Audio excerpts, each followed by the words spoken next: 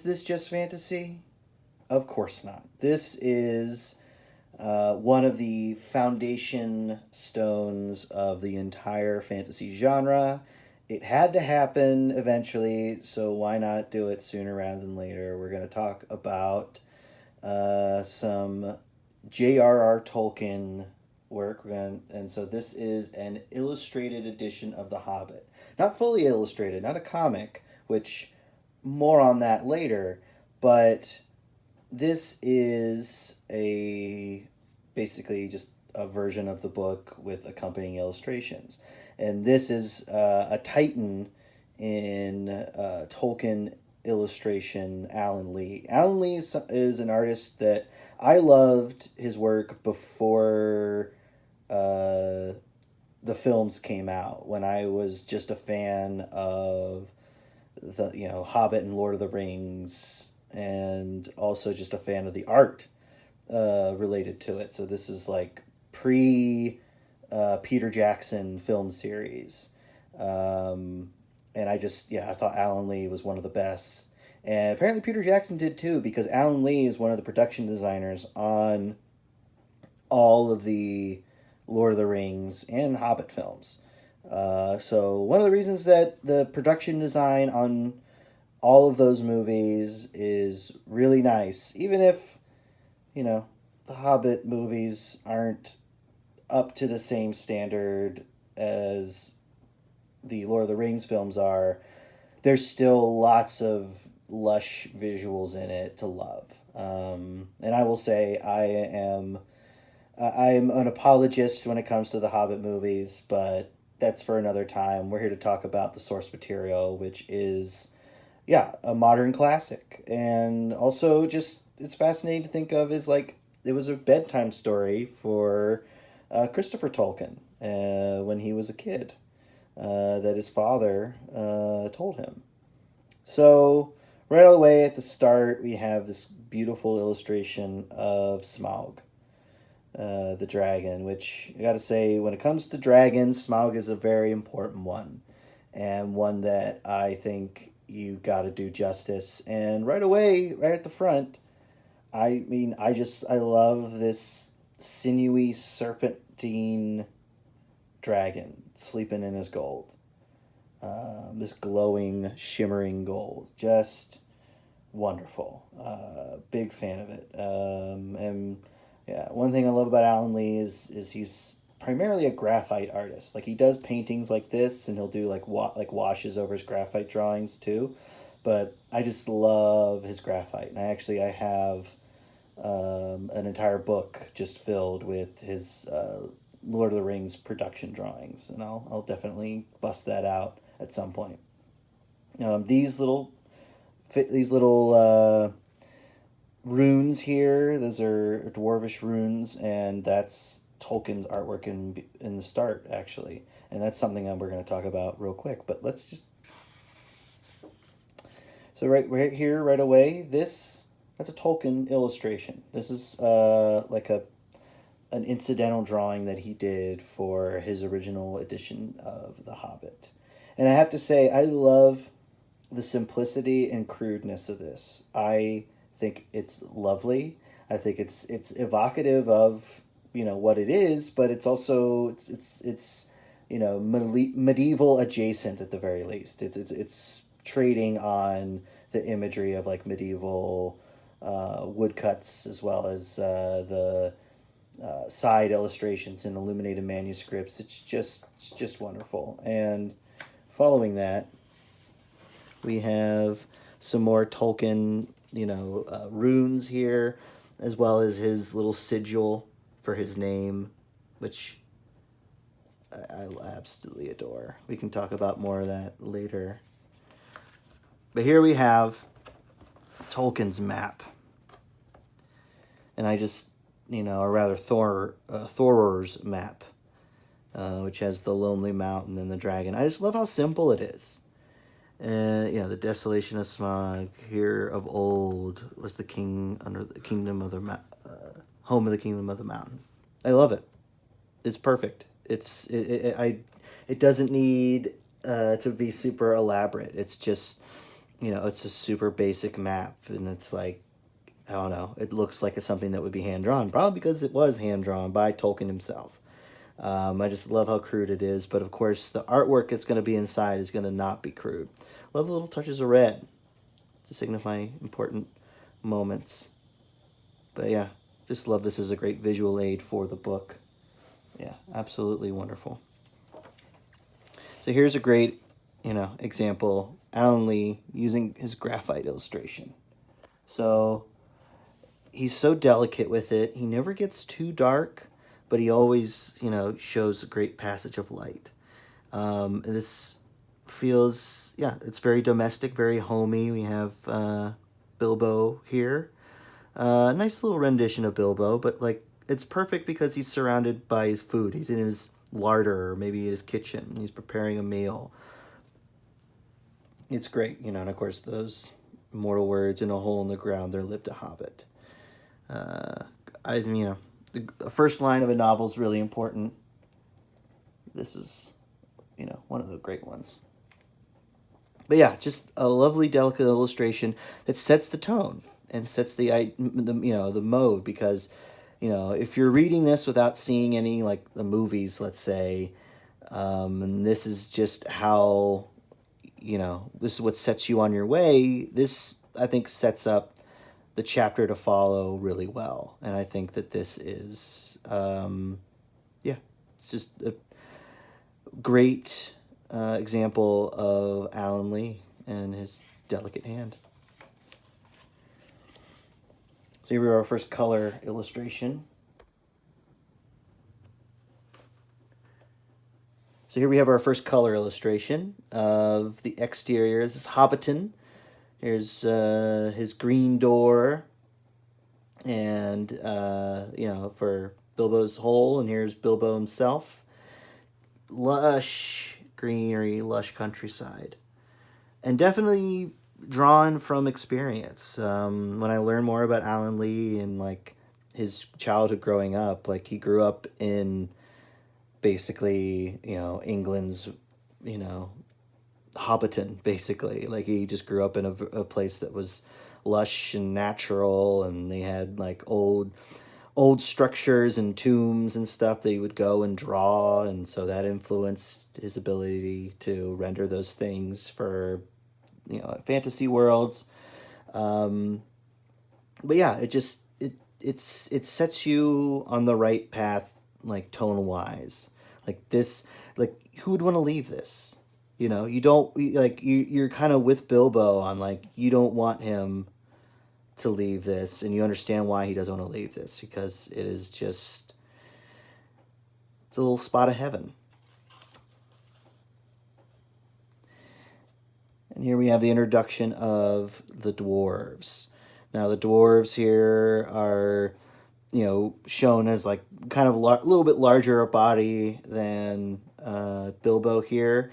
And this is, again, like before the very grounded realism of, let's say, the Peter Jackson films that really set in stone what these creatures look like and, what this world resembles. People like Alan Lee and other artists were letting their imagination determine, what do my dwarves look like? What does my Gandalf look like? Which is our first look at Gandalf in this book. And Gandalf is one of those characters that I don't know if he's ever looked not like Gandalf. I feel like it's just like his character design is so influential, and yet if you change it too much, if you mess with it too much, it doesn't look like him. And so you kind of can't, because he is described very succinctly and very simply in the book, and it's kind of hard to screw it up. But yeah, just lovely illustration. Again, like shows the introduction of chaos into Bilbo's world. Here we have the viewing of the map. So this is after all the dwarves have shown up. And he has some little elements here that distinguish some dwarves from others. it's one of those things that as we look through, I wonder if we'll be able to distinguish, oh, that's Thorin and that's Balin and so on. I feel like, the character Bomber is easy to spot because he's the fat one. But just, yeah, a lovely warm image, all surrounding a table, and like, just a delicate rendering of Tolkien's map, the one that we saw earlier. Just, the light here really kind of like washing out some of it, but like this still feels like it's the map that Tolkien drew. That's, Thor's map. Just, so wonderful. And yeah, we have Bilbo. Bilbo definitely looks distinct compared to everybody else. He doesn't match everybody. We have a very thoughtful looking Gandalf, and I'm gonna call this. This has got to be Thorin. And also, I love how aged this cast is here, and how aged they all look, and it's frankly a bit refreshing because there's some stories, especially in modern times, where the focus is on young people, like not just kids, like say like Harry Potter or something like that, but just like young beautiful people, are doing things. YA books are to blame for that maybe, but I just kind of love, like, yeah, these are all weather beaten, old folks that are going off on this adventure. So here's our next pencil illustration. I love the edges here. So nice, so well considered. And yeah, this is him in the Hobbit hole. After the party with like his larder's empty, but he's also really considering, does he want to leave? And yeah, it's just the feeling that you get from this is like it's his empty home, his cavernous home. It's like, is this where you want to stay? So like now we're starting to feel like maybe he should leave. He's in this, a tomb of his own making, or he could go out and have an adventure. Now this is just evocative of adventure. This murkiness here, this mist. This implies that it's the dangers ahead are uncertain. I love these gentle washes of color. It's so nice, and I just love how small they are. It shows you that the world is so much bigger than his own. Like, because like even in the first illustration in like Hobbiton, he's still he's small in the image, but he still has a place there. Here he almost doesn't, because the world is so dark and mysterious and big. And yeah, I love that, like, yeah, that's what we're evoking in this image here. Again, like just a strong singular image, and also the room for me as the reader to imagine what else goes on here. It's perfect. Here's a nice little incidental image of the trolls deciding how they want to eat poor Bilbo when they get caught. I mean, and I love these trolls that, like, they're monstrous compared to like a human, but they're also very humanoid. So they have lots of personality. This one's, looks kind of dull. This one, looks a little more sinister. This one's kind of in between them. Just really nice stuff.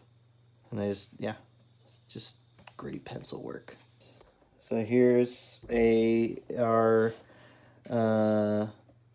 trolls being hit with the sunlight, which I think is, an emblematic moment from the Hobbits at the end of their first adventure, when, the sunlight hits them. You have looks like Bilbo up here, and then our trolls all wrapped up in bags here, probably we got ready to be eaten. But just the shock on his face here, and the light's hitting it. It's just lovely. It's so well rendered. He's looking at him like, what's so scary? Shows that they're dull. But yeah, another expert painting by Alan Lee. As the journey continues here, right? Just another lovely pencil illustration, but just we see just this tiny little illustration does a lot to just push forward this idea of a journey, and just what lies ahead, and the going fording a river here and going up some hills and the further hills and mountains and who knows what going on. Just it's and then the quality of the drawing is of course so delicate and yet like clear. Sure, every artist loves depicting Rivendell, and here we have some elves down here lounging, have our very fine bridge here crossing into the elf world. Like just this water, look at that. Again, clearly observed. He's seen some rivers and some waterfalls, and there's lovely little pockets of light that just make it otherworldly, make it mystical, magical, as appropriate.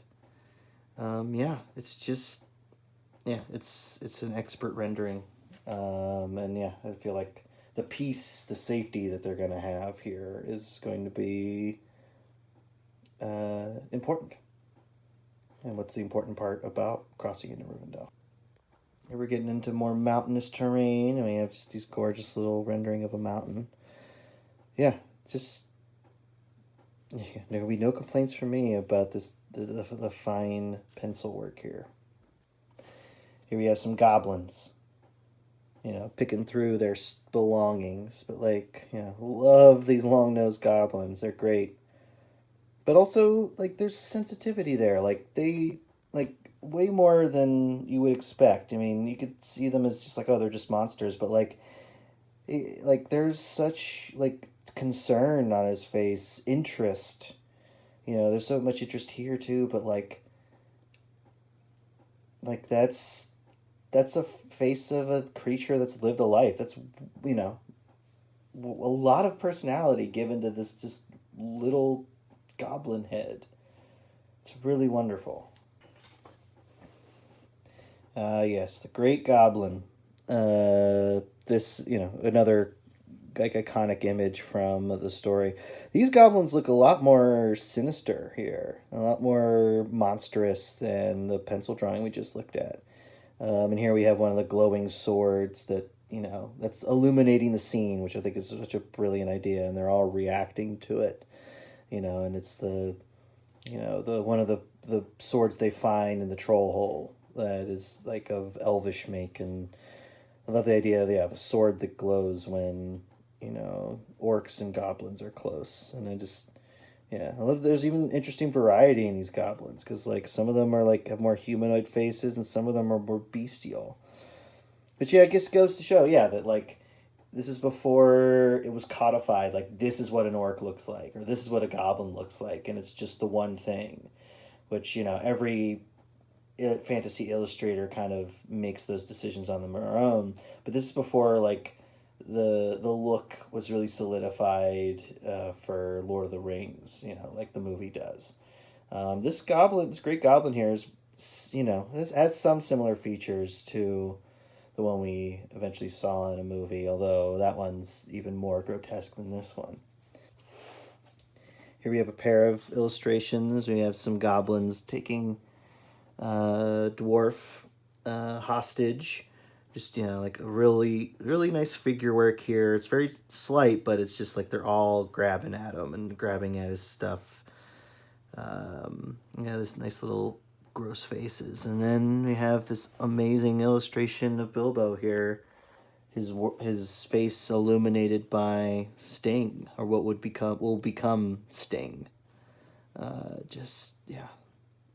Great passage of light, and again, because the graphite's not super dark, there's just a great sense of the darkness and the mystery, riddles in the dark. It's perfect, and we're about to get a look at another iconic Tolkien character. Gollum is one of those characters that every fantasy illustrator needs to draw at some point and have their own rendition of. It's going to be hard going forward, because of the kind of Andy-Serkis and Weta digital like creation from the films, as that's just it was done so well and so perfectly. But like I think everybody needs to just get their best chance to render this creature. And I love that like he's kind of goblin-y, but he's still more humanoid. He's got his long fingers. He's on his little boat. It's got some dead fish on it. I love this great little reflection here. And it's this very threatening, ominous image. And I love like the creepy kind of reflections we get in the water, because the water's so still, so we don't see like any like ripples. It's uncanny, which is perfect because it's fantastical. But yeah, just great little set of faces here. Shows the danger in it, but also like you're intrigued. You want to know more about this thing. And here we have a little graphite golem who's got some bones and his little loincloth on, and yeah, he just looks gross. Of course, because he is. Here we have some more goblins. I love these this armor here. I think that's something that I've definitely taken probably from like Alan Lee and other like Tolkien artists, is the reclaimed armaments of goblins. When it comes to my own, I kind of try to build a reason why that's what they're like. That's the kind of armaments they have. But it's just a great, it's a great scroungy look, and it's, there's something to be said about like consistent and understandable like visual language. I love like the double nose on this guy.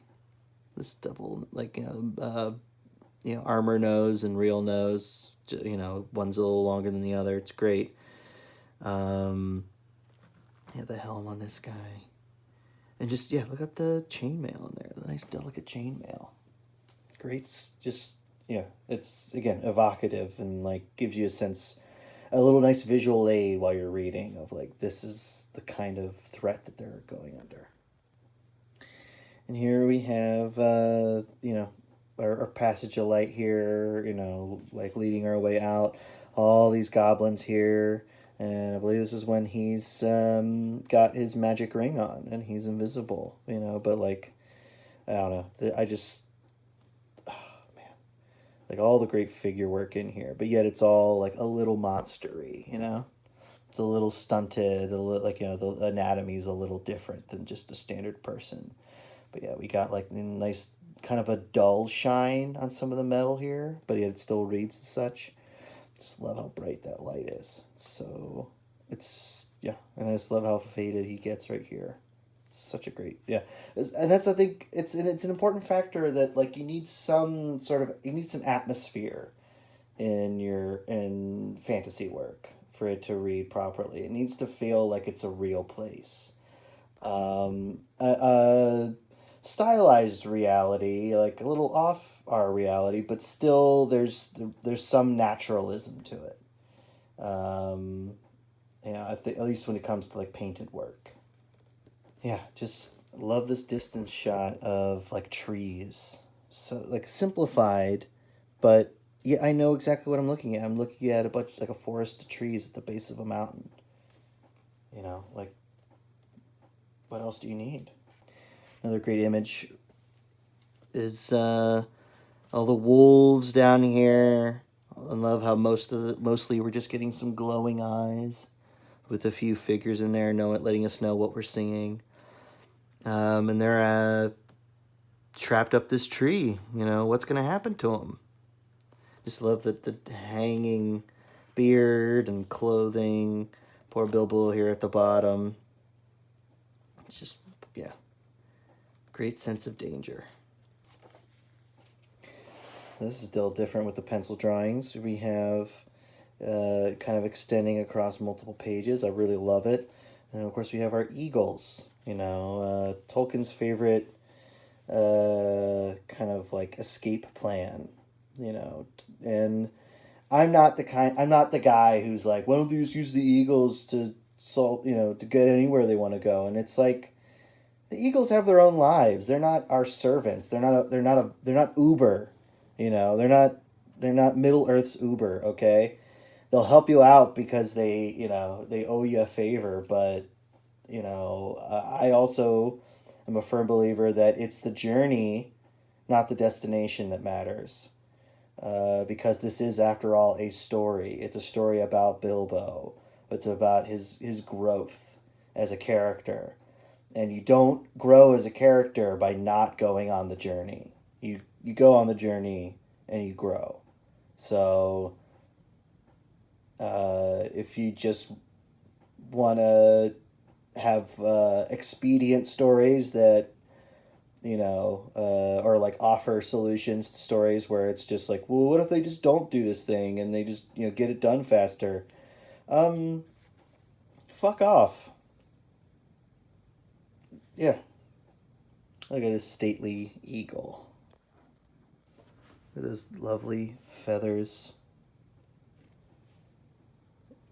And then like having the dwarf and Bilbo in there for scale, and the little silhouettes of the birds behind. This gives you a sense of scale. Here we have like the eagle area that they are dropped off on, and I love just the depiction of like the stair steps going around and like basically where their path is ahead. I love like the circling eagles. And I love that even in this simplified, rendering, like I can sell Gandalf there. I can see all the dwarves. I can see Bilbo right here on the ledge. Just all the detail you need, but not too much. It doesn't belabor itself. I love like the atmospheric haze of the distance there. I love the shadow that the clouds are making over the land here. I love everything about it. But yeah, like this the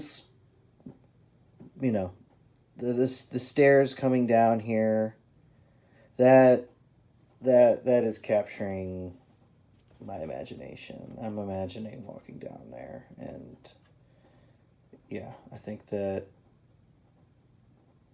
that's the power of a great image. Here we have Gandalf and Beorn and little Bilbo here. And I love how Gandalf, dwarfs Bilbo, but Beorn is much bigger than Gandalf. And yeah, just the little bit of extra danger that Beorn offers. But just, lovely posed figures. And those delicate scratchy lines. A little note here about the songs in Tolkien. And it's not visual, but I just want to say Tolkien came from another era where, even before him, songs were just a part of everyday life. It was a part of entertainment, it was a part of storytelling, it was a part of culture, like cultural exchange or ancestral exchange, like from history. Like the songs were just more a part of culture, especially ancient cultures, like even before his time. And that's why he's including them. And so, I don't know, for all the people who say, like, I just skip the songs, it's like, it's flavor. It's what makes it feel like a more grounded tale, is that it's a part of their culture, is to sing songs. It's a way to share information as well as, just who they are. So I love the songs. So here we get a great look at Fangorn Forest. And again, he's really great at using scale to show the danger ahead. And I love all these twisted branches and stuff. Again, clearly he's hung out in an old forest, Alan Lee, and painted what he recalled. And I love just, the little pockets of light coming through, but that's just because we're at the very edge. And there's so much more danger ahead, but I love how small they are and the great sense of detail in there. We can tell who everybody is.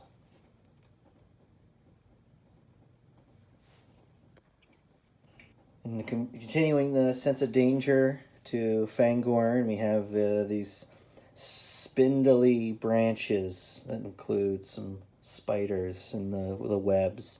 And that's the danger of Fangorn, is giant ass spiders. But yeah, I think that's foreboding and enough for what's ahead. So yeah, that's the trouble with falling in a magic river, is you want to sleep. And yeah, that's like a classic fairy tale thing. It's like, yeah, don't touch the magic river, as it'll make you want to fall asleep. It's another lovely picture of our lovely hobbit climbing to the top and getting the little moment of peace above the trees. Yeah, that's another just great moment in The Hobbit, where like, yeah, it just seems like, oh, it's not so bad up here, and there's even little butterflies to make you feel just a little bit, like, okay, like we're still a part of a warm world. We're not just trapped in Fangorn. Yeah, all these leaves, so lovely. No, that's terrifying. Just hung up like beef in a meat locker, waiting to be drained of fluids by gigantic spiders. Like, what a great enemy, what a great monster. It's just a giant ass spider, because people don't like spiders and they're tiny, and there's no chance of this happening in the real world, but it's like a great imaginary what if a spider was big enough to try to eat you. It's terrible. Here we go. More delicate pencil work of these nasty ass spiders. Like the little streaks in them and how hairy those legs are. It's really nice. Here we are getting let out of Fangorn. I gotta say, the bridge as like a symbol of like crossing into the elf world is, I think, really something.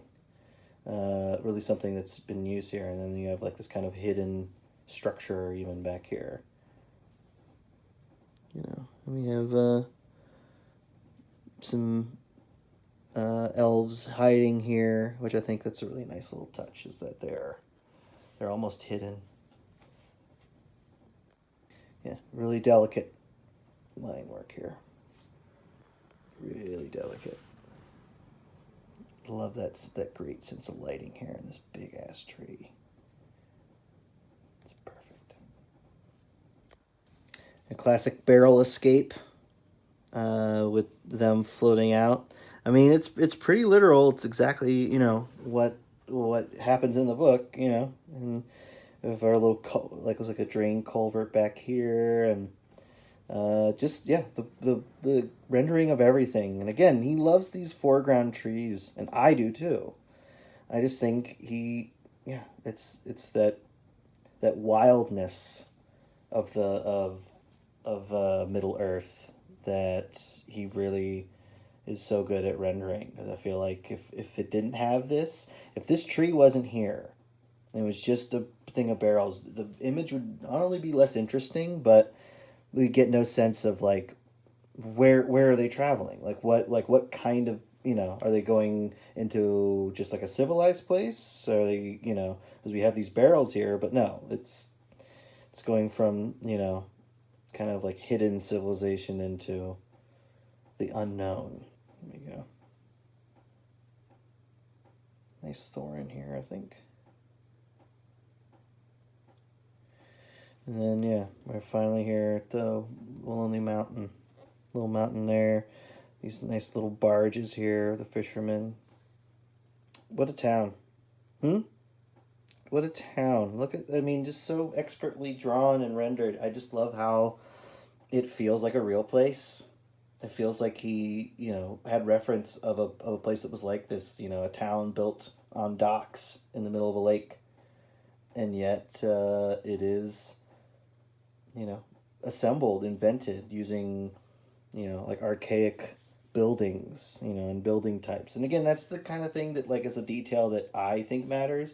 Is if you're rendering this stuff, is like show like more archaic building structures. Don't just draw like oh, here's a wooden bridge, whatever. It's like no, like he's even got the like it's a drawbridge, and these like have ropes on it that lift it up when like a taller boat comes in.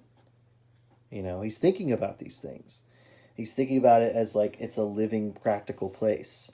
And again, I respond to that as an artist, as a fan of fantasy. I respond to details like that. That's like, oh, that's a real world.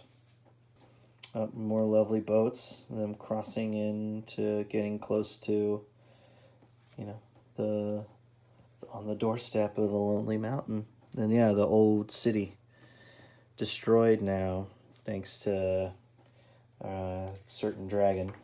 Yeah, this ascent.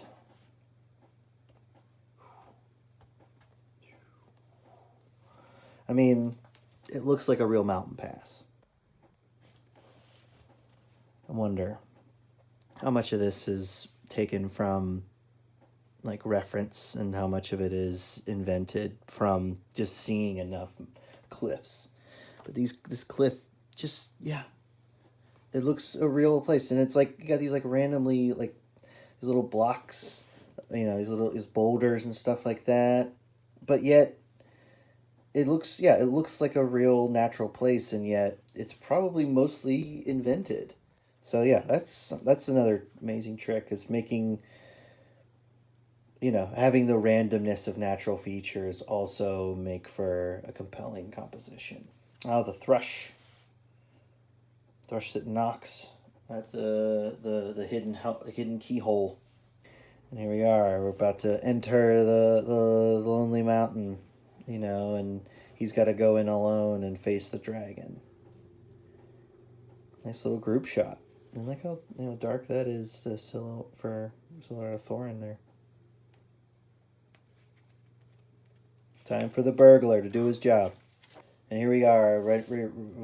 Smaug as on the cover, but here's like the complete image. Wow, Smaug looks amazing. Just snake-like, but those scales, they look nice. It reminds me of a legless lizard, which is not a snake, but it's just it's a lizard that just doesn't have legs. It's different. But the kind of like ridge, on the back here, like the kind of roughness there, and just how long it is, and how it's like mostly tail. It's an expert rendering of a dragon, a creature that doesn't exist, and yet it feels appropriate. Like look at the thinness of the membrane here. You can see through it, the shining of the gold through it. That's it's a level of detail, and even though like a lot of this is just kind of gold, whatever, you have actual items. But, yeah. Oh man, another great rendering of that dragon, nice up and close, and his shining eye coming through as he opens it up. The cheapest and greatest of calamities. And here we have our dragon in action. Just his fire is so hot and intense, like it doesn't even have a form. It's just like pure energy being released. I love just how long and sinewy he is. This is an action scene, and just like the explosion here of rubble, the shine of his scales on the bottom here. Like this is such a great rendering of it, because it feels like an animal, and I think that's something that sometimes a rendering of a dragon doesn't quite do. Is it doesn't quite feel like it's like an observed living thing, and I think that's one of the reasons I really like this one, is that it's a wyvern style dragon, meaning that it only has 2 legs, and then its other 2 appendages are the wings. I mean, four-legged dragons are cool, but I prefer these just because morphologically they make a lot more sense. Because there's not a whole lot of creatures there's no creatures outside of insects that we know of that have 6 limbs. I guess maybe what, tardigrades? You know, whatever they classify as.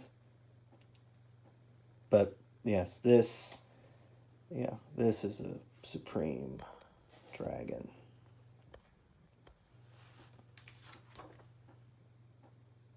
Yeah, just the fiendish glow coming for you in the night. You know, it illuminates the night here. Here we are. All these dwarves and then the Hobbit right there in the middle. Really love that image. So strong. It's also, it's testament to how hard it is to just make 14, there's 13 dwarves distinct. And sometimes you just got to throw your heads up and say, I'm just going to draw an old dude with a beard. And that's good enough. And it is, because like the characterization they each get isn't much in the books. I do like how the designs they came up with for the movies. I think that they made them all visually distinct enough to where it's like, oh yeah, like they all look different, which I think is important, for such a big cast. But it's also hard to give every one of them something to do because it's a lot of characters. Suiting up to defend the Lonely Mountain. He doesn't quite look like he fits the bill. It looks like a child's, dwarven armor, which I think is great in the rendering. Yeah, it's very, very medieval, like these little scallops here. It's a very traditional medieval. I love like the mail shirt here. The axe sticking in it. Which, by the way, I've heard that double-sided axes don't make sense. And that they aren't really a historical feature except for like decoration, like decorative axes are double-sided. But I think it looks cool. Yeah, and we're visual people. We have the river flowing out of the Lonely Mountain, and I don't know. I love that. Like even in this late in the book, we have this moment of like it's just depicting the landscape, because I think that's important. That's a very important aspect of fantasy is the landscape itself, and I think that this is a particularly lovely one. All right, here we have the dragon tearing through the sky, long and sinewy as ever. I love this, like broken up with like clouds as he's flying through the clouds. It's just so great. And right, like we just saw him flying, but like here is the dragon dying, and then it's interesting because most of the time when they do illustrations of this scene, they show the bard, the bowman, drawing his arrow to slay the dragon, but here the dragon is slain, and I actually think that this just makes for a really compelling image. It's almost like a bomb going off. He's crashed into the place, and the fire is still so hot and blazing.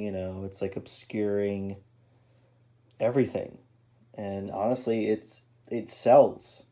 It sells that heat and that explosion. I can almost hear the crash of this painting. Very desolate image. The splinters of what is left of their home. Precious stones that fell from his rotting carcass. Wow. Yeah, and then these a thrush and a crow. And we got a great moment here when the mad Thorin is like, tough shit, guys. It's our place now, and you can't take it. Like, we've spent a long time coming here, and it's ours. And they're like, but you coming here destroyed our town, and we want you to help rebuild it. Which is reasonable. But yeah, I just love, like, the little heads popping out here. Yeah, it's a great moment. And a little Bilbo back here. Always got a little Bilbo. Here we are looking for the Arkenstone. I mean, it's just a really lovely pencil drawing.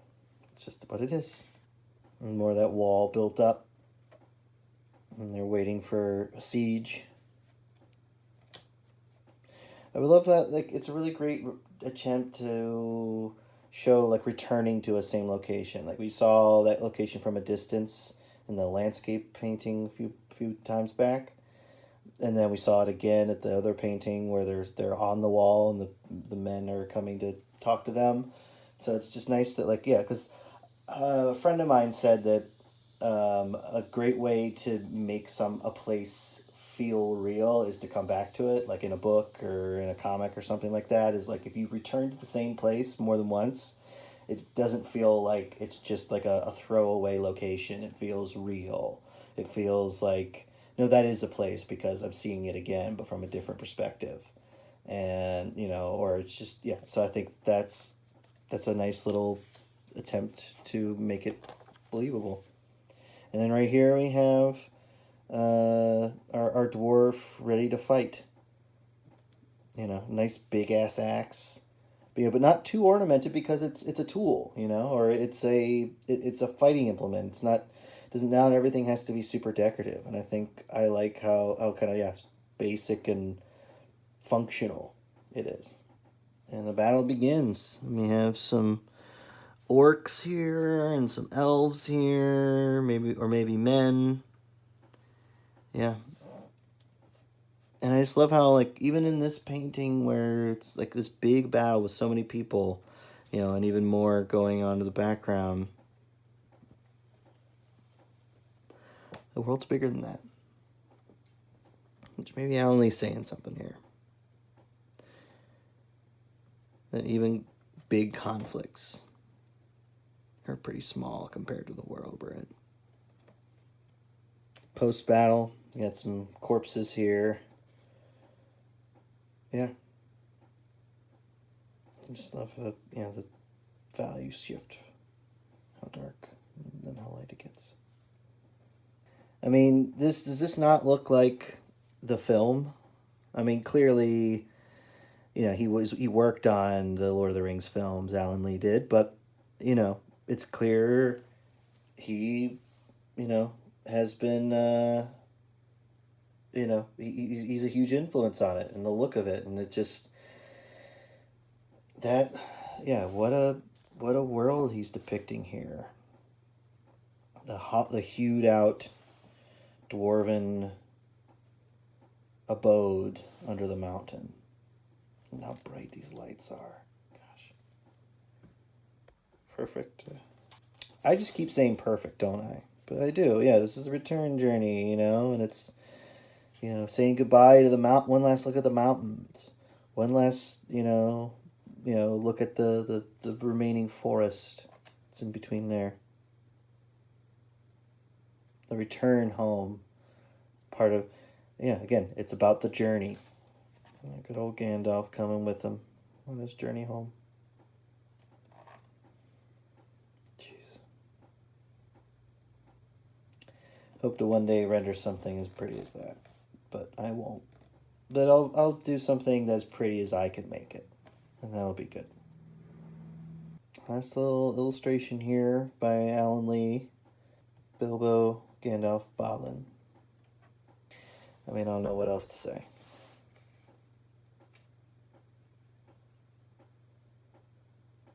Just lovely character work. And one more bit of art from the great Tolkien himself. Here's a more elaborate Wilderland map showing the Misty Mountains, Rivendell, Hobbit, Western Lands, Mount Gundabad, Mirkwood, the mountains of Mirkwood. And it's a little more detailed, but it's again very, very primitive, but also lovely. So, beautifully so. Fantasy people, if you want a map, this is the map. You gotta have a map. That's what I'm saying. Lovely little dragon. Look at that guy. He's so great. And that is it.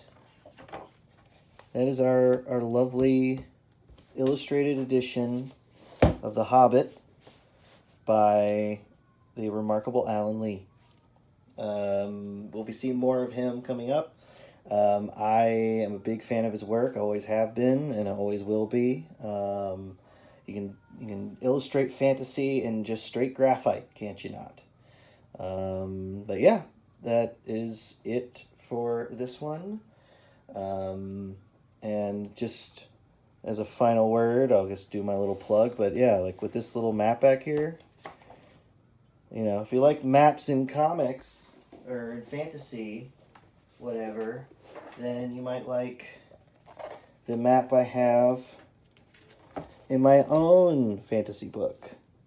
Very heavily influenced by that, but like, yeah, I have my own little fantasy map for my own fantasy book, Sidequesters, which you can read online, but you can also buy your own physical copy of it.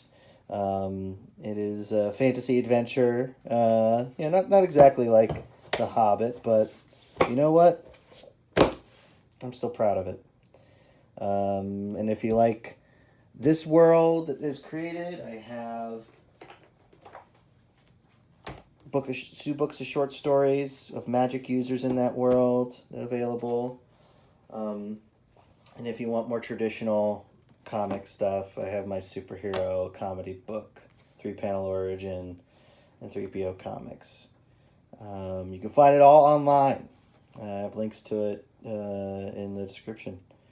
But just want to say thank you to Mr. Tolkien for basically creating the fantasy genre on his own. And thank you, Mr. Alan Lee, for depicting it so beautifully.